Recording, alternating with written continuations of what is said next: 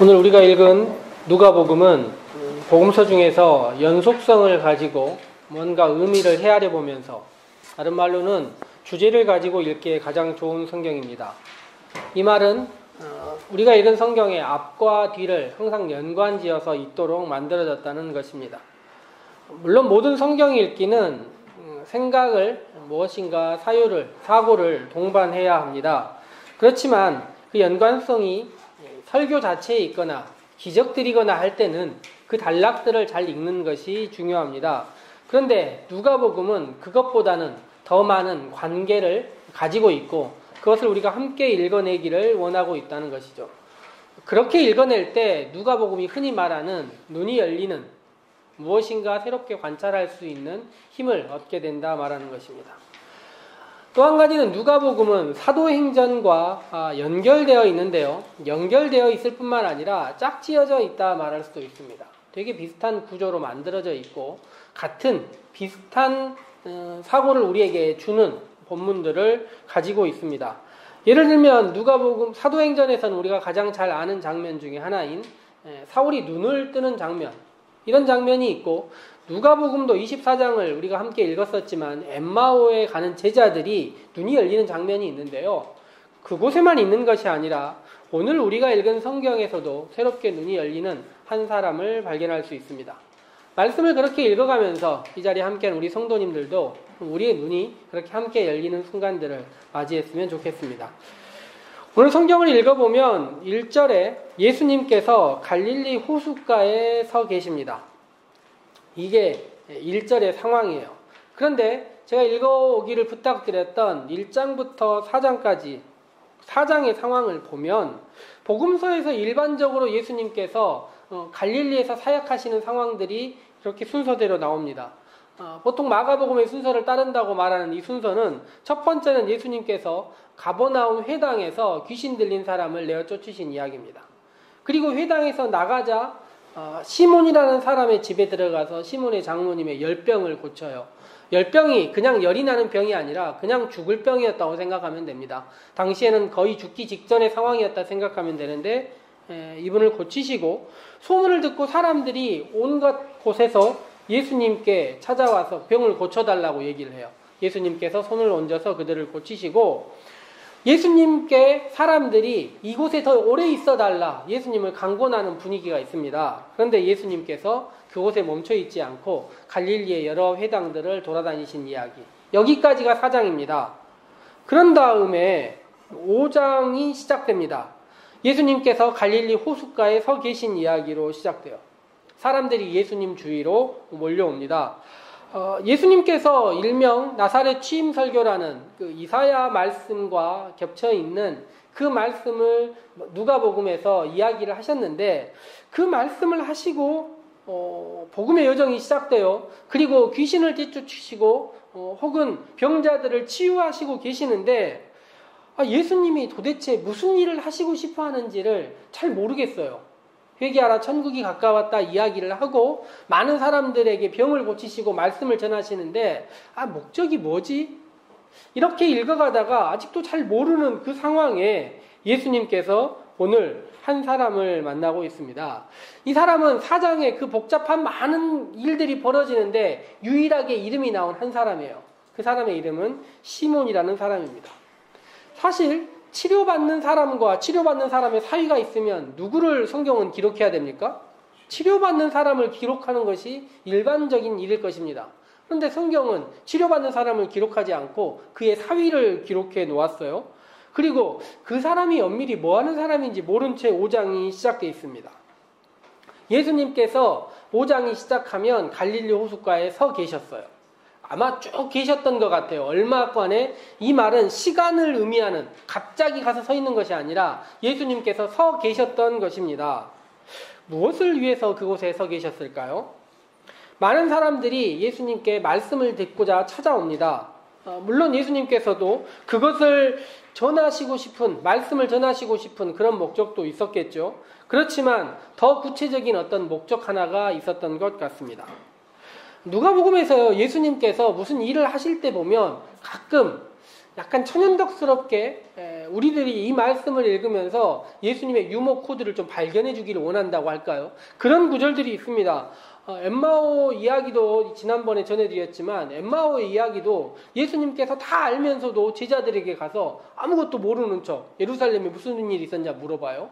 그리고 아무것도 모르는 척 이야기하다가 분명히 제자들과 함께 저녁 식사할 더 예수님 무슨 시간 약속이 있는 것도 아닌데 무슨 일이 있는 것처럼 가려고 하다가 붙잡아 주기를 바란다는 것입니다.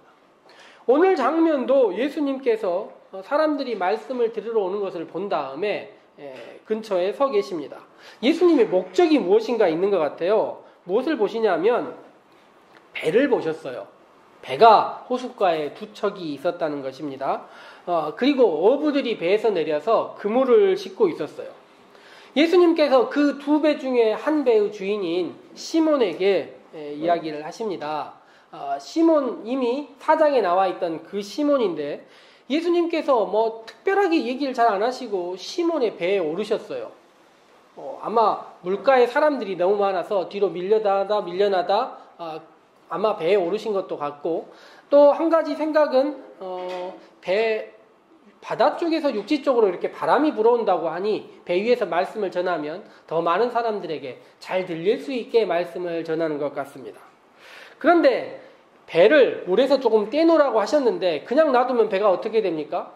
떠밀려가지 않습니까? 움직이지 않습니까? 그래서 누군가 그 배를 붙잡고 있어야 하는 거예요.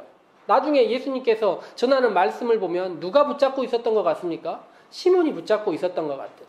그래서 저는 성경에서 볼 때 가장 아름답고 낭만적인 장면, 사람들이 많이 모여서 물가에 있습니다. 그리고 예수님은 갈릴리 호숫가에서 약간 떨어져서 배 위에 서서 말씀을 전하세요. 그리고 누구 한 명? 시몬 베드로가 그 옆에서 그 배를 붙잡고 있는 아름다운 장면이, 이건 사진으로 설명할 수 있는 게 아니라 일종의 그림처럼 풍경화처럼 보이는 것 같아요. 너무 아름다운 장면이 있습니다. 예수님께서 말씀을 전하시는데 이 베드로, 시몬 입장에서 이 말씀이 잘 들릴 것 같습니까? 나중 이야기를 보니까 밤새 물고기를 잡았습니다. 밤새 물고기 잡고 이 사람이 낮과 밤이 바뀌어 있는 거예요. 게다가 빈손입니다. 이 빈손의 피곤함이 만선의 피곤과 비교되지 않지 않습니까? 고생하고 이제 그물을 딱 싣고 났는데 말씀을 전하시는 거예요. 피곤이 너무 피곤한 상황인데 말씀을 전하세요. 어떤 말씀을 전했는지 나오지는 않는데 이유는 말씀의 내용보다 이후의 상황이 더 중요하기 때문입니다. 그런데 가장 가까이서 듣는 시몬의 입장에서도 말씀이 그렇게 졸린 상황이고 피곤한 상황임에도 불구하고 말씀이 들렸었나 봐요. 왜냐하면 이후에도 시몬은 그 말씀이라는 이야기를 합니다. 여러 가지 상황이 시몬을 그 자리에서 깨어있게 만들고 무엇인가 집중하게 만들었던 것 같은데, 장모님의 죽을 병을 고쳐주고 바로 옆에서 깨달음의 말씀을 듣고 말씀을 듣기 위해서 온 수없이 많은 사람들을 보니 그 자리에 있는 자신도 무엇인가 약간 우쭐한 상황까지 만들어졌던 것 같습니다. 그런데 여기까지는 시몬이 무척 만족하고 있을 상황입니다. 그런데 말씀이 끝나고 예수님께서 갑자기 이야기를 하십니다. 시몬에게 뭐라고 이야기를 하십니까? 깊은 데로 가서 그물을 내려 고기를 잡아라. 이런 갑작스러운 상황에서 시몬은 어떻게 해야 할까요?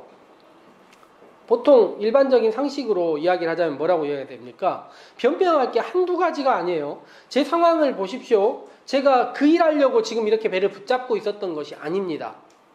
제가 밤새 물고기 잡았는데 한 마리도 못 잡았습니다. 게다가 그물을 방금 전에 씻지 않았습니까? 다시 이 그물을 씻는 일이 여간 힘든 일이 아닙니다. 게다가 밤에는 깊은 곳, 조금 더 깊은 곳에 가서 그물을 내리고 낮에는 얕은 곳에서 그물을 내리는 게 일반적인 상식입니다. 그리고 저에게 물고기에 대해서 얘기하시는데 제가 알기로 예수님의 직업은 배를 만드는 일이지 목수이지 물고기를 잡는 일은 제가 전문가 아닙니까? 그런데요, 이 누가복음을 읽을 때 우리가 한 가지 기억해야 될 일이 있습니다. 다른 복음서들은 기억하시는지 모르겠지만 복음서가 시작하고 얼마 지나지 않아서 예수님께서 제자들을 찾아가서 나를 따르라 이야기를 해요. 그랬더니 제자들이 아무 말도 하지 않고 갑자기 모든 걸 버려두고 예수님을 따릅니다. 물론 우리들도 누구라도 예수님의 그 명령에 순종하면서 한 번에 따를 수 있어요. 그런데 누가복음의 저자는 이것저것 알아보고 그가 누가복음의 시작에 했던 이야기처럼 우리가 믿음을 더 확실하게 갖고자 하는 과정을 얻기 위하여 무엇인가를 더 연구하고 찾았던 것 같은데 그것이 오늘 성경 말씀입니다. 이 과정 이후로 나를 따르라 했을 때 시몬 베드로가 따랐다는 것이고 함께하는 사람들도 따랐다는 것입니다. 시몬이 깊은 데 가서 그물을 내어 물고기를 잡으라고 하는데 차마 거절할 수가 없습니다. 왜요? 이미 그 전장에 나와 있는 장모의 열병, 죽을 뻔한 자기 부모님을 고쳤기 때문입니다. 말씀을 또한 들었기 때문이죠. 차마 못하겠다고 이야기하지 않습니다. 그런데 예수님께서 이제 이야기하시는 아주 중요한 장면이 있습니다. 예수님께서 가서 고기를 잡으라고 했는데 어디 가서 고기를 잡으라고 했습니까? 깊은 곳이에요. 오늘 주보를 한번 보십시오. 주보 앞면을 보면 이게 지금 갈릴리 바다입니다. 이렇게 있으면 당시에 깊은 곳이 어디입니까? 바다가 엄청 넓어요. 한강 정도가 아닙니다. 가도 끝없는 짧게는 4km, 길게는 뭐 한 10km 이상 되는 넓은 바다인데 그 중에서 깊은 데는 네가 정해서 아무데나 가서 하라는 것입니다. 깊은 곳이 어디가 정해진 곳이 아니라 시몬이 가는 그곳이 깊은 곳이라는 것입니다. 시몬은 그런 생각할 것입니다. 그물을 내릴 때 예수님이 말하는 깊은 곳이라는 것은 어떤 말이냐면 네가 지금 상상했을 때 어디를 가서 내려도 깊은 곳이 될 수 있는데 대신 물고기가 잡힐 것 같지 않은 그곳이 깊은 곳입니다. 시몬은 이 바다를 알아요. 그래서 지금은 깊은 곳에 가면 물고기가 잡히지 않는다는 것을 알고 있습니다. 그런데 예수님께서 깊은 곳으로 가라고 그래요. 시몬은 물고기에 그물을 내리면서 무슨 생각을 했겠습니까? 물고기가 없는 어떤 곳도 다 깊은 곳이다 생각을 한 것입니다. 그리고 나서 놀라운 장면이 이제 시작되죠. 물고기가 너무 많이 잡힌 것입니다. 시몬이 안 잡혀야 될 곳에다 그물을 내렸는데 주위에 있는 사람들도 다 알았을 거예요. 저기다 내리면 안 잡힌다를 다 알고 있었는데 물고기가 잡혔습니다. 그리고 시몬이 뭐라고 얘기를 합니까? 자기가 죄인이라고 이야기를 해요. 제가 이 이야기를 여러 번 드렸었는데 누가복음에서 죄인이라는 단어가 여기서 죄라는 말이 처음 나옵니다. 죄란 무엇입니까? 누가복음이 말하는 죄란 이런 거예요. 신앙생활을 할 때 병을 고치는 것 하나님의 능력이다 이야기를 합니다. 예수님의 능력이다 이야기를 해요. 말씀을 전하는 것도 주님께서 주신 능력이다 이야기를 합니다. 그건 예수님밖에 없어요. 그런데 물고기는 누가 잡아야 합니까? 내가 잡을 수 있다는 거예요. 신앙생활과 일상생활의 구별, 이걸 죄라고 여기는 것입니다. 시몬이 다른 거 잘못해서 죄인이라고 하는 게 아니에요. 물고기 잡고 의심하고 이게 죄가 아니라 분리하고 있는 이것을 죄라고 말하고 있습니다. 그런데 성경이 죄라고 말하기 전에 한마디를 더 해요. 뭐라고 얘기를 합니까? 주님, 나를 떠나십시오. 오늘 주제의 핵심은 이것입니다. 시몬은 왜 떠나달라고 이야기를 했을까요?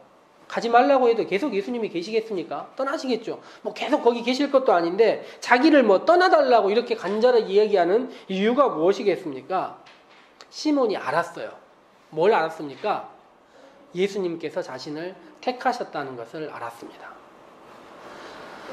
회당에서 병 고침을 회당에서 나와서 장모님의 병을 고친 다음에 떠나셨단 말이에요. 그런데 아침에 호숫가에 와 서 계셨어요. 시몬이 배를 타고 들어오면서 저분이 왜 서 계시는가 하고 생각을 했는데 무엇인가 눈을 마주칠 때마다 안 것입니다. 지금 누구를 기다리고 있다는 것을요? 자기를 기다리고 있다는 것을 알고 있습니다. 배가 있는데 누구의 배에 오릅니까? 자기의 배에 오르고 자기가 그 옆에 서야 하고 모든 것을 알고 있습니다. 이 상황을 그리고 왜 자신에게 물고기를 잡게 했는지조차도 예수님이 했는지를 알고 있습니다. 물고기를 끌어올릴 때, 그물을 끌어올릴 때, 물고기가 잡혀 올라올 때 모든 것이 주마등처럼 지나가는 것입니다. 이것이 부르심이구나 하는 것을 알게 되었습니다. 이 모든 상황을 알고 시몬이 자기 자신을 생각해보니 물고기를 잡고 오면서 생각해보니 자기 자신이 어떤 사람인지 또한 아는 것입니다. 어떤 사람이라는 것을요? 자기 자신이 또 실수할 사람이라는 것을, 자기 자신이 또 잘못할 사람이라는 것을, 예수님의 생각과 저의 생각을 분리해버리고 죄인된 삶을 또 살 것이라는 것을 그 상황 가운데서 시몬은 느꼈던 것입니다. 저를 떠나십시오. 저는 그 정도밖에 안 되는 사람입니다. 정말로 시몬은 반복해서 실수를 해요. 예수님이 누구라고 고백하지 않습니까? 주님은 그리스도십니다라고 고백한 다음에 자기 자신을, 예수님을 강요하는 방법을 써요. 나중에 예수님께서 순환당하실 때 장면 중에 하나인 누가복음 22장의 61절 그 장면을 보면 시몬이 예수님을 모른다고 여러 번 부인했습니다. 부인했을 때 장면이 뭐가 나오냐면 주께서 돌이켜 베드로를 보시니, 시몬이 그 자기를 보는 예수님을 보면서 뭐라고 얘기를 했겠습니까? 마음속으로 울면서 뭐라고 얘기를 했겠어요? 그러기에 저를 떠나라고 이야기하지 않았습니까? 그러기에 저는 이 정도밖에 안 되는 사람이라고 말씀드리지 않았습니까? 변명할 많은 이야기들을 갖고 있는 것입니다. 그런데 예수님께서 뭐라고 이야기를 하십니까? 두려워하지 말라 이야기하는 것입니다. 실수하는 것을, 넘어지는 것을, 나를 배반하는 것을, 그보다 더 심한 일을 하더라도 두려워하지 말라 이야기를 하는 것이죠. 그리고 시몬에게 말씀을 전하십니다. 이제 내가 사람을 취하리라. 사람을 낚는 어부가 되리라. 네가 실수했던 그 과정들을 누군가에게 전하고 가장 많이 넘어진 내가 다른 사람들을 일으키는 그런 사람이 되리라 이야기하신 것입니다. 이 말을 들은 넘어짐과 실수를 넘어서 자신들을 데리고 이끄시는 그 주님에 대한 이야기를 듣고 모든 것을 버려두고 예수님을 따르기 시작합니다. 누가복음 5장의 시몬과 그의 형제를 부르신 이야기는 우리들에게 과정을 보여줍니다. 신앙이 만들어져서 하나하나 진행되는 과정들을 보여주는 것입니다. 우리의 부르심은 어떠한가? 나는 예수님을 어떻게 만났고 나와 처음 눈이 마주쳤을 때 나는 어떤 존재인지를 내가 알고 있으면서 따를 수 없다. 주님, 저는 안 됩니다라고 이야기했던 그 상황들, 모든 것들을 보여주고 있는 것입니다. 나는 예수님을 어떻게 만났고 우리는 어떤 존재로서 지금 이 자리에 있는지에 대해서 말입니다. 우연이라 말하는 사람들이 있는데 이것은 정말 아무 상황도 모르는 사람들이 하는 말입니다. 바울은 우리를 부르심을 보라 이야기를 하고 누가복음은 이 모든 과정들을 하나하나 설명해 주면서 우리들에게 이야기를 하고 있습니다. 시몬은 얘기를 해요. 눈이 열리고 이런 상황을 하나하나 볼 수 있었던 그가 나중에 자기 자신의 이야기를 사람들에게 한 것입니다. 내가 수도 없이 넘어지고 걸려 넘어지는 사람입니다. 주님께서는 저의 이름을 반석이라 이름을 해주셨는데 그 이름에 걸려 넘어질 수밖에 없었던 자기 자신이라 이야기하는 것입니다. 그런데도 주님께서는 그를 부르시고 다시 일으키시고 내가 너를 불렀다 말씀하시고 계십니다. 그러므로 우리는 신앙을 이 시몬 베드로 누가복음을 통하여서 우리는 어떻게 부르심을 받았고 우리의 신앙생활을, 과정들을 함께 돌아볼 수 있을 때 우리의 신앙의 눈도 함께 열릴 수 있다 말할 수 있습니다. 예수님의 복음의 여정은 무엇이냐면 함께입니다. 실패한 사람들, 넘어진 사람들, 그들을 일으켜 함께 하시는 것이 복음의 여정입니다. 제자들과 함께 실패했던 사람들과 그들과 함께해서 예수님의 복음의 여정이 진행됩니다. 어마어마한 기적과 권력과 세력을 만들어서 예수님께서 세상을 바꾸시는 것이 아니라 넘어졌던 우리, 실수했던 우리들의 손을 잡고 일으켜가면서 그런 사람들을 통해서 세상을 바꾸시고 하나님 나라를 세워가신다는 것입니다. 오늘도 우리를 주님께서는 이 자리 가운데 부르셨습니다. 우리를 부르시는 과정을 보면 역시 우리들은 실수하고 실패하고 일주일의 삶을 보면 회개할 일들 뿐이지만 주님은 다시 우리를 부르셔서 우리가 주님의 은혜에 감사하게 하고 다시 일어나서 제자된 삶을 살게 그렇게 인도하신다는 것입니다. 이제 우리 일주일의 삶 또한 다시 우리의 세상 가운데 삶으로 진행됩니다. 또한 우리는 넘어지고 실수하죠. 그렇지만 주님께서는 그런 우리들에게 두려워하지 말라 이야기하실 것입니다. 이후로는 그 넘어짐의 과정을 다시 보고 네가 일어서고 그리고 나서 깨달은 눈으로 세상을 바라보고 함께 신앙생활을 할 때 그런 너희들이 세상을 바꿀 것이다 이야기하는 것입니다. 그런 은혜와 소망이 우리 살림의 모든 성도들 가운데 함께하기를 기대해 봅니다. 함께 기도하도록 합시다.